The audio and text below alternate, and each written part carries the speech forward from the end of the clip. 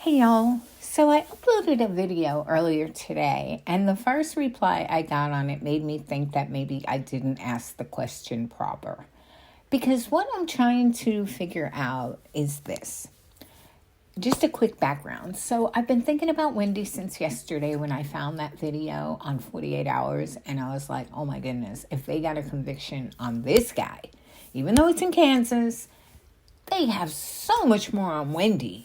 And her behavior was so much more indicative of guilt than this other guy. And the other case, they went to trial and they won their conviction. And it was against a lot of more odds because the district attorney that finally arrested the guy got booted out. And the only person that was left to plead the case and try for a conviction was a brand new assistant DA that had never tried a case before. And man, she did it. And this guy got 25-year sentence, and it was held up on appeal. Well, I say that wrong every time. It was upheld on appeal. And so that got me to thinking, if Wendi goes free, that's going to just bum me out. Now, I know some people are saying, the Georgia's office is just waiting until Donna's trial so that they can get Wendi's testimony, because if they arrest Wendi, she cannot be compelled to testify. And I think Georgia and Sarah kind of feel like Wendi's their good luck charm because they were able to get 4 convictions with Wendi's testimony. And so maybe they don't want to chance it. And that would be fine. But I believe that it's the end of the line. If she gets a conviction for Donna, she's going to hang up her hat on the Adelsons and just be done. Because I think that she's like, for every single indicator that points at Wendi, if they get a sharp enough attorney, he can point the finger back and say, reasonable doubt. With every single thing, there is not one clear-cut fact that they can point at Wendi. However, in that other case, they were able to point to hundreds of facts. In fact, just like Wendi, this guy, he gave a 10-hour interview the day that his wife was killed, where she gave a 5-hour. But it was so similar in the way that he kept hanging himself with all his comments, and so did she. Now, the biggest problem with her interview is Isom did not look into so many of the things that she had said, because if he did, they probably could have had so many more discrepancies. But even with that, I think that being that Wendi had so much to gain and she benefited so much from Dan's death. I mean, her children became instant millionaires with the life insurance. She was able to get the proceeds from Dan's house. She also got some kind of 401 benefits from his job. The kids also got an estate inheritance and the $4,400 a month Social Security, and she got to keep the diamond ring, and she could stop litigation, which costs an arm and a leg. So for her to get up there and say, oh, I didn't benefit, is such a blatant lie.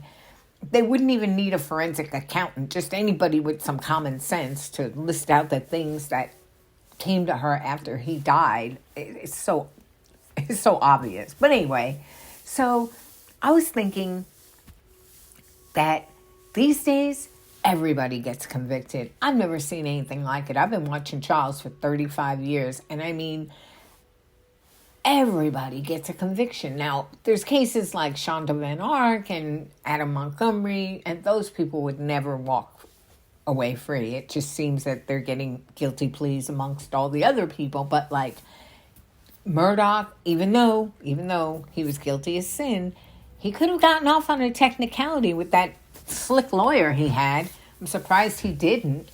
And then there was Charlie got convicted, and Traconis got convicted, and Hannah from the Russ shooting got convicted, and the Crumleys got convicted. And I mean, all big cases, it seems lately, everybody gets a guilty verdict. I think it's because the jurors are just so tired of all the injustice in the world that when they get the opportunity to dish out a little bit of justice, they just go for it and give everybody guilty. I don't know what the reason is, but in view of all that, I really believe that Georgia should try to prosecute this case, because there's just that chance that she could get that guilty verdict too while everyone's riding that guilty wave. But back to my question. So what I was saying is, if in fact she does not pursue her, and Wendi stays on the outside, free to spend all her money and live her life, but she's guilty, that to me is no justice, obviously. But on the other hand, if they cannot prove her involvement and she gets a conviction anyway, but it turns out that Wendi was innocent, and that's kind of mob justice because we're all, convinced. So that's what I was trying to ask. Like, which could you live with better? If Wendi never got put through the justice system and she's guilty, or she gets put through the prison system but she's innocent. What would you really, if you didn't just quickly ask yourself and quickly reply, if you thought about it for a minute, which would you prefer? That's what I'm asking. I know for myself, under any other circumstance, I would say, I would never want to see anybody innocent go to prison. That's what I would say. But in light of every single thing that she has done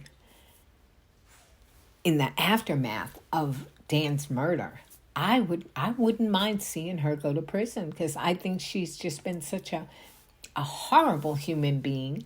And I think that in a lot of ways, a lot of things that she did to her kids was, like mental abuse.